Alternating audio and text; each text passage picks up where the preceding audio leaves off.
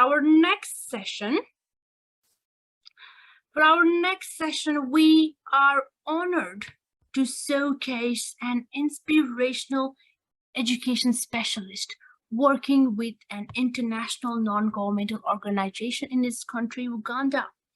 Currently, he supports a parent education program reaching 2,000 and more parents with effective parenting and child development techniques. He founded Tutashinda Learning, an education and leadership development non-profit to promote the development of critical teaching skills among teachers in Uganda, helping to teach with purpose. He is Charles Oyet Omoya representing Uganda. His session title is How Teachers Are Leading and Transforming Education Stories from Uganda. Hello, Charles. How are you?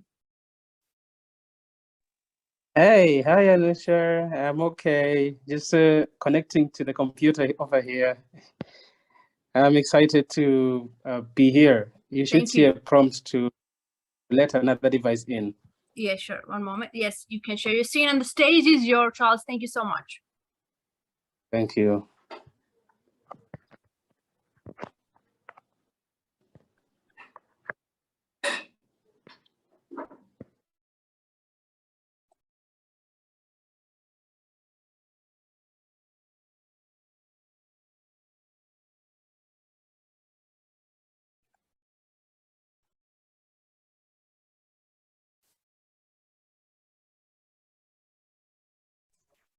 Hello, everyone. Can you hear me? Yes, we can hear you. Thank you. Let me I'm having a power outage here, so I'm really hoping that my computer will stick around until the session is done. I'm happy that you're here to learn with me. Thank you so much, Nusha, for the opportunity. Firstly, maybe I want to send a appreciation to Anusha for the hard work you've put together organizing this conference. I can tell that you've been working late at night to make things work, to send out those invitations, and kudos to you. I really appreciate, and everyone here appreciates. Yeah, so as Anusha has shared, my name is Charles Omoya Oyet. I am from Uganda, and I'm excited to share with you stories of teachers doing amazing things here in Uganda, teachers causing change, teachers leading and transformation, transforming society, and you know, it's incredible. So, Nusha, can I share my screen up? Yes, you may. Thank you, Charles.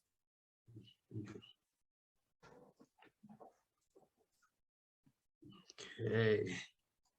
Cool. All right. So just like it's a tradition on Zoom, I would like to ask, can you see my screen? Yes, we can. Thank you so much, Charles. That happens all the time. You never get tired of that. Okay. So, maybe before I proceed, I would like to just ask for a minute. Anusha, please, if I've forgotten anything to say regarding my introduction, you let me know. Your introduction is perfect. Thank you, Charles. Thank you.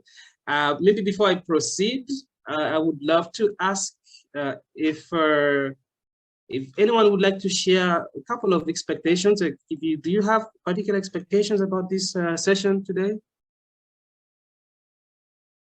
You could just unmute and speak. I think that's okay. And then could also put on the charts.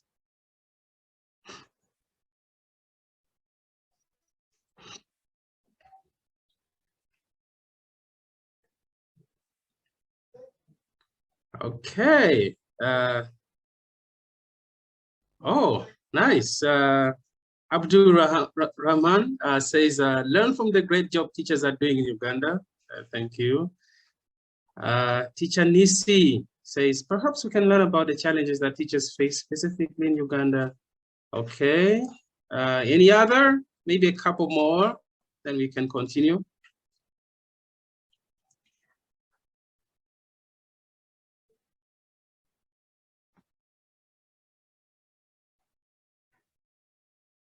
Okay. You can still share as we proceed. What motivates the teachers to keep going? All right. That is, Patricia says, want to learn what motivates teachers to keep going. Okay. So thank you. Let me close the chat. I hope Patricia helps me monitor because it's probably going to distract me. I will. Thank you. I will. Thank you very much. Thank you so much. John C. Johnson says, learn about methods working in different contexts and how we can use them in different areas. Thank you for that. Thank you so much. Okay. Somebody has their hand up. Anusha, I don't know whether you can see them. Might they want to say something? Yes, we can see. Subra, are you online? Hi, Subra. It's okay, Charles. You may just continue. Thank you. Okay. Thank you. All right. So here we go. So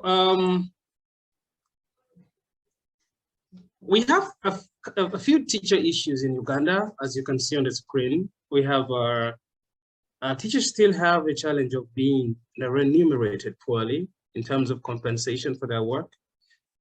We have our teacher education that both at institutions of teacher learning and universities still serving traditional content that in 2022 I would consider not relevant. We still have those, and also serving teaching approaches that are I wouldn't want to say outdated, that shouldn't be used. I don't know why that's the same as outdated. For example, there's usually when it's a curriculum development and something to do with teaching, one of those methods that's highlighted multiple times across subjects is a lecture method, direct teaching. And as we know, that isn't one of those methods that will really emphasize that teachers should use a lot in the classroom. We have few or no available opportunities for continuing professional development, and teachers lack purpose or direction in teaching, or not just in teaching, also in their work. Many teachers in my country just do their work for the sake of earning some money at the end of the month. And that is not a good thing, because it means the outcomes that we get out of those teachers isn't something to be proud about. And then lastly, teachers, especially in private schools, are overworked and suffer mental health challenges. I was once a teacher in a private school, and I remember sometimes waking up at as early as 3 a.m., 4 a.m. to go and teach, because schools compete for the best results in the examinations at the end of the year.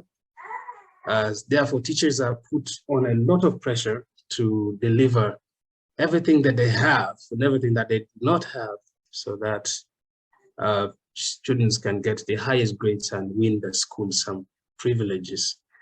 And so I'm glad to share with you 3 teachers rising above those challenges.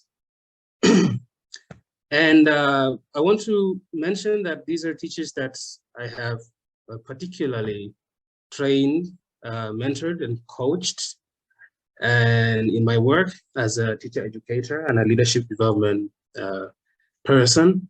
So we have Solomon K, Esther C, and then Kenneth O. Just in case you have something to say or question, please let Anusha know so I can pause. That's all right. So we're starting with Solomon. Solomon was a teacher in a remote village for 2 years, where I was actually implementing an education project. So some of his notable works as a teacher has been COVID cluster learning, which together with me, we initiated in a district in central Uganda called Luero. And if you look at this picture here, you see Solomon attending one of our CPD, continuing professional development sessions. And those continual professional development sessions were planned to happen 3 times in a year at the beginning of every term. There are three terms in a year, and at the beginning of every term, there's usually a CPD session. How Solomon and the colleagues he was working with were able to access these CPD sessions because they were part of an NGO program. So which means that they were actually facilitated to attend these sessions. As I mentioned, not every teacher has an opportunity to have a CPD development. Actually, some teachers have taught for over 10 years here in Uganda and have never interfaced with CPD support. That's how serious that problem is. So when COVID came in Uganda and schools were closed, Solomon could not travel back to his village to meet his wife and child because the roads were closed. Government put a ban on traveling and he couldn't.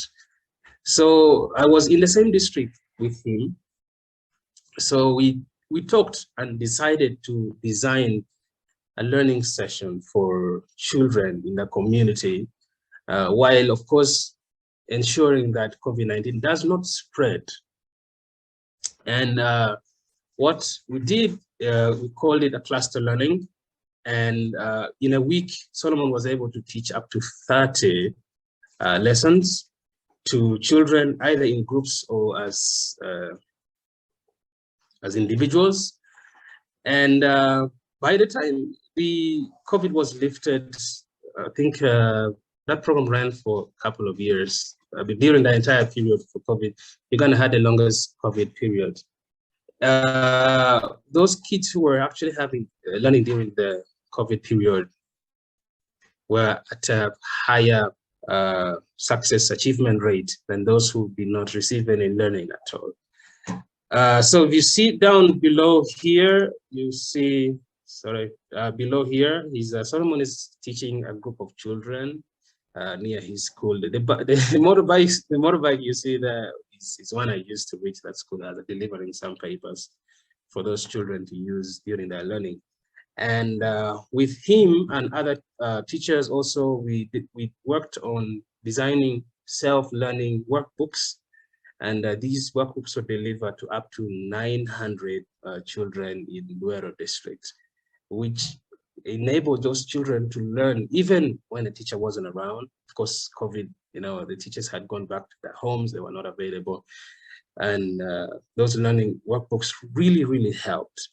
And if you see this picture here, you see that Solomon is holding the first, there were actually up to 2 sets of workbooks designed.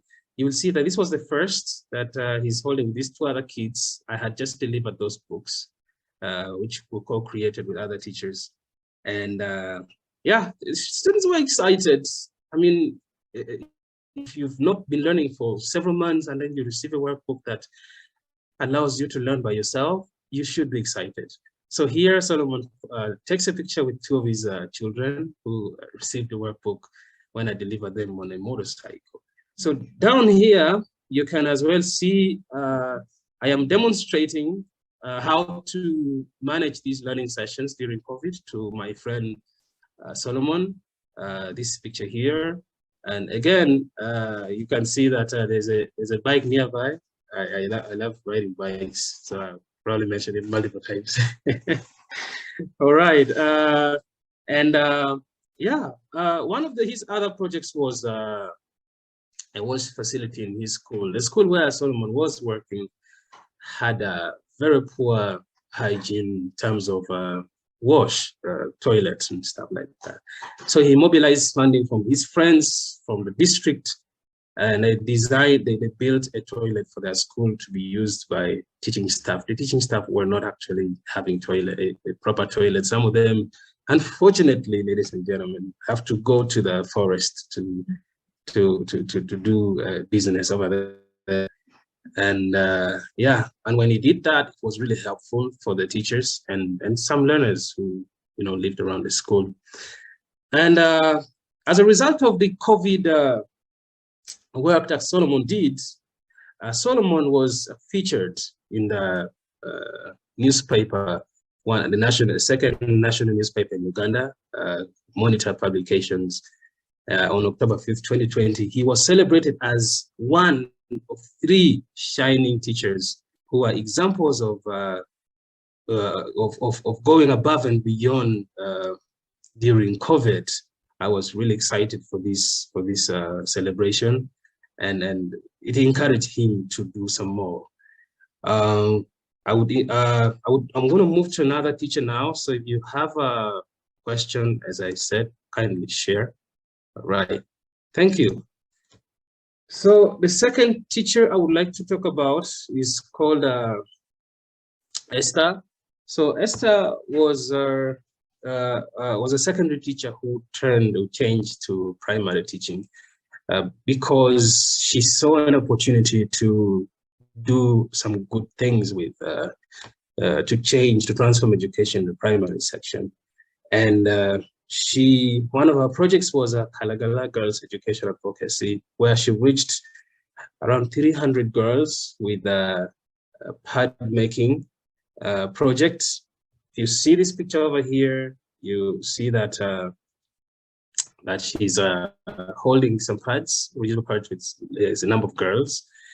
And related to that project, and before actually, as she was supporting these girls and training them, she was also mobilizing the community, sensitizing them about the importance of girls' education, because the community where she was in did not appreciate girls' education. And then this project led to a much bigger project in her home district called Kwen, where she mobilized her community and some people in the diaspora, like a lot of other people, to contribute money so that during COVID, so that she can provide pads for girls in the village. And this project was able to reach up to 960 girls. It was a huge success. And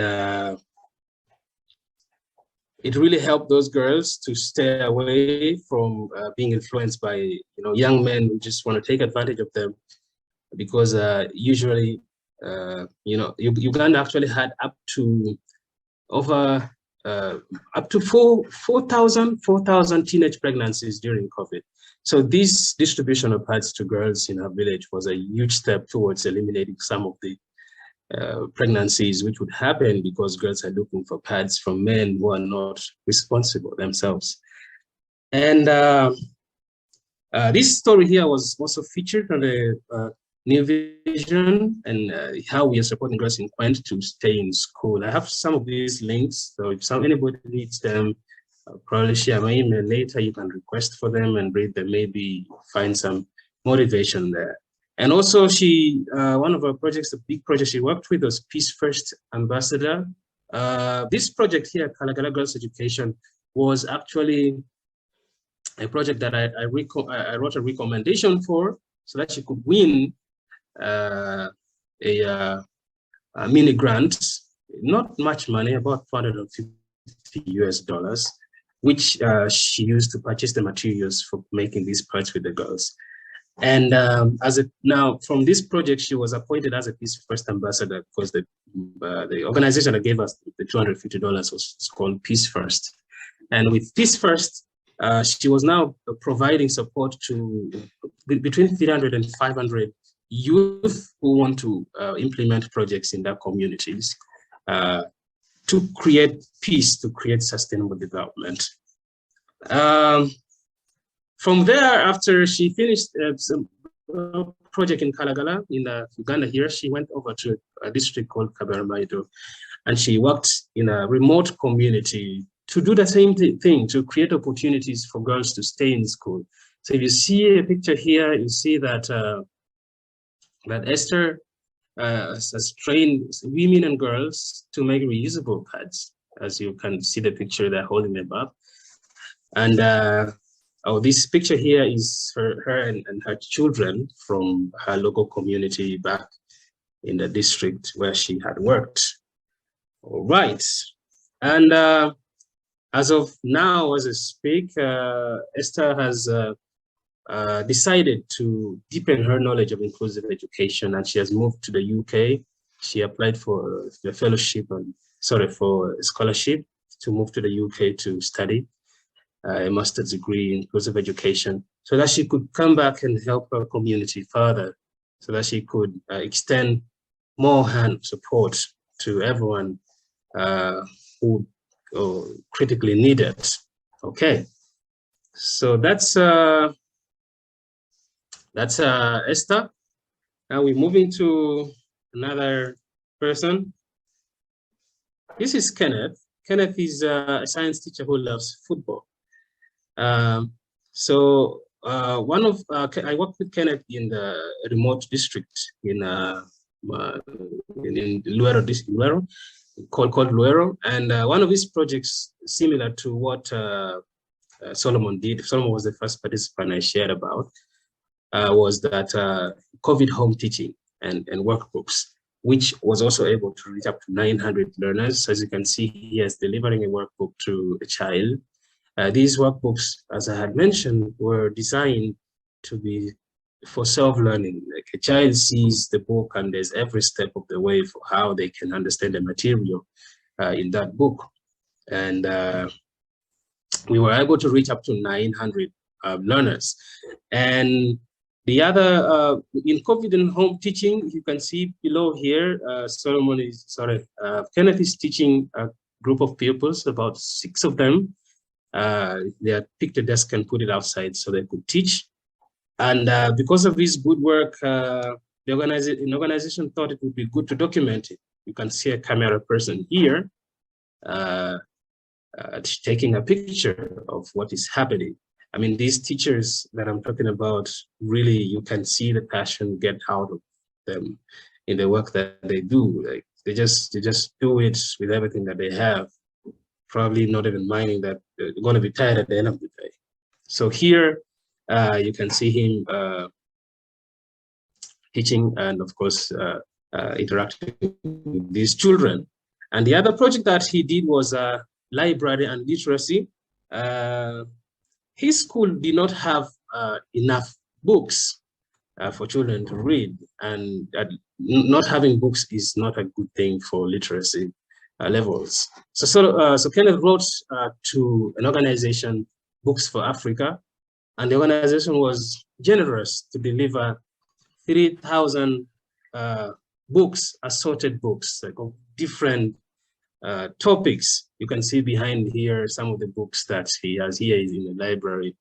Where the place where he was working actually does not have electricity. So he uses the solar to charge his computer, you see here. You can see here, students are excited. These children are really excited to receive these books. That each of them are like 3,000 books is a lot of books to transform this community. Used well, these children can love learning and enjoy reading just like Anusha does, right? So here they are. But at the moment, they will definitely need the community or the teachers. We need training on how to use these books and how to enable or unlock, literacy, improve literacy in the community. That's something that it's still being planned, but the books are there. That's the first big step. I mean, if you want to read, there has to be a book. And in football and education, Kenneth has wrote an application for some money to an organization called Hurricane Foundation, found in the UK. I wrote a reference for him so that to endorse, support that program. And he got some money. He was lucky to get, I think, about $1,000. Yes, about $1,000, which he was able to purchase football items. You can see children here are clad in jerseys and they're celebrating the school field. And this project was able actually to retain a lot of girls in his school. This football wasn't discriminatory. It was for both boys and girls. So both boys and girls participated. You may not be able to tell which is a boy or which is a girl here. They might look similar in the way the jerseys. But this here is a girl, this here is a girl. I can tell because I was there with them. So every evening, children had a reason to come to school. Like when they go back home and have their lunch and they study in the afternoon, they can come back to school to study, this time to study football, not to study in class. So they could kick, get tired and laugh. And that's what children need these days. They need to play. And Kenneth did exactly that. Okay, and then a moment. Yes, as of today, Kenneth here is the CEO and founder of an organization, a community-based organization he created called Eduball that combines football and education. And he's happy that he's still being supported by Hurricane Foundation, the organization that gave him money a couple of years ago to complete his project in Mwanji, in Luero district. Yeah, so that's basically all about the three teachers who have done a lot of work to transform education in their communities, and they're not stopping. These are just three. There are a lot of other teachers that I've interfaced with. There are a lot of other teachers that I do not know that are doing a powerful work to transform education in their communities. If I may share my learning in the process of supporting some of these teachers, one of them is that if you work with these teachers, you have to be available every step of the way. Sometimes they may reach you in very uncomfortable hours when they need something. I remember when I was writing, when Kenneth wanted a reference, a recommendation to get funding for this project, I had a lot of work to do, but I just said, how soon do you need it? And I just sat on the computer, wrote that recommendation and sent it. And Hurricane was able to respond and said the recommendation is powerful and we are giving him the funding, which enabled him to implement this project. The other thing that I've learned along this road is that teachers need, teachers in Uganda, or maybe elsewhere in other territories, at least I know Africa has this problem. Most teachers, just their mindset is not set to go beyond the classroom. And in supporting or mentoring these teachers, if you're one of the people who does that, one thing that I've learned along the way is that you have to put a lot of work into coaching these teachers to transform their thinking. Because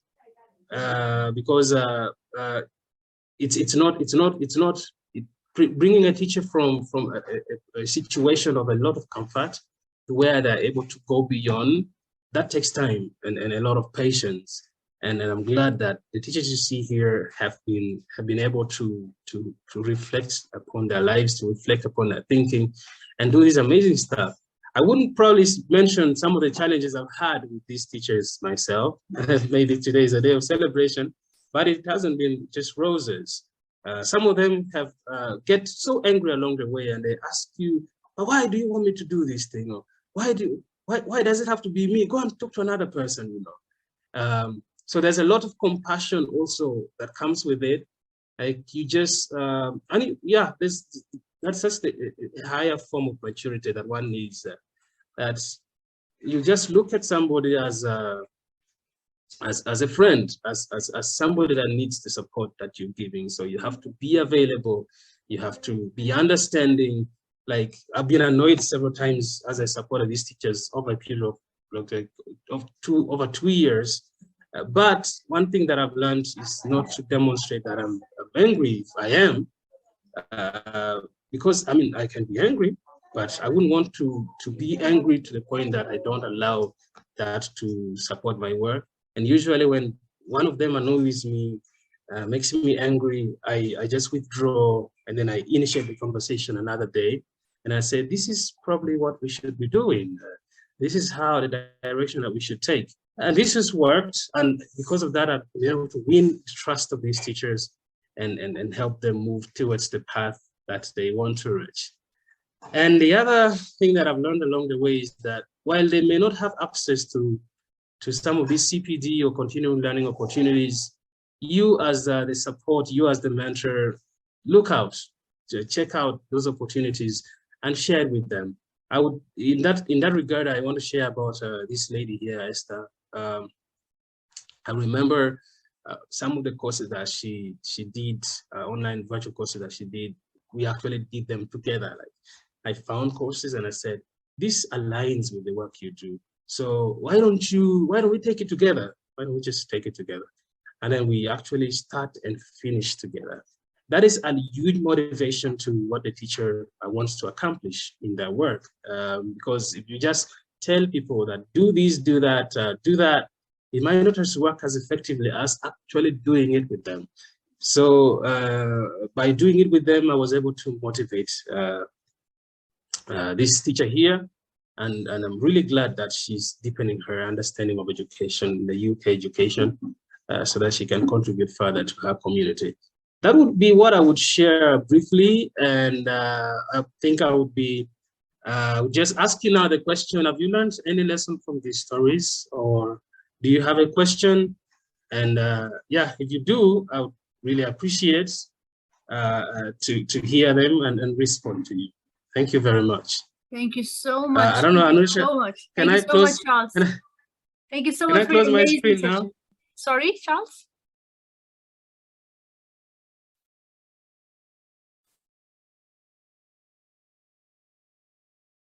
Charles, are you there? Yes. Yes, I'm here. Can I? Thank is you. It okay to close my screen? Yes, my screen please, now? please. Yes, please. Thank you so much for your amazing session, recounting original and compelling stories of teachers changing the world in Uganda. Thank you so much. That was so inspirational. Thank you very, very much. And we have love pouring in all over the world for you. We have Mukhtiar Ali Burfat saying, hello everyone, I'm Mukhtiar Ali Burfat from Sindh, Pakistan. We are facing flood in Sindh, Pakistan, but our mission is quality of good education. I'm a high school teacher. He's also sharing his experiences as a teacher currently in Pakistan. And we have Didi Bell from the United States of America saying gratitude to these teachers and to you, Charles, as their mentor and supporter for the dedication and fabulous work. Thank you so much. Thank you so much, Didi. And Monali here writes, salute to these teachers who go beyond boundaries to bring change. Thank you. Thank you so much. Thank you so much, Monali. Thank you so much, everybody. Ronald Mystiga, I'm sorry if I'm pronouncing your name wrong. Very excellent work, Charles. Patricia Nguyenji writes, awesome work. Then we have Nisi Pearl writing, amazing and a touching impact. Thank you so much, Charles. And before you go, I do have a question for you. If you have questions for Charles, please do unmute yourself. And please do unmute yourself. And please, the stage is yours. Teresa Boki from Indonesia writes, thank you, Charles. Teachers are very collaborative. And my question for you, Charles, are you still there, Charles?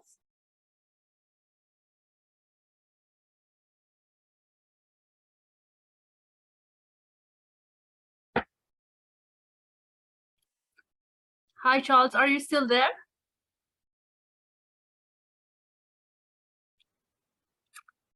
I'm sorry, ladies and gentlemen. I think the internet is not very smooth at Charles's end, but I would just like to say thank you so much, Charles, for your wonderful, amazing session. And we will be showcasing your recording on our platform. And thank you so much for your participation. Thank you so much for sharing your stories. Thank you very, very much.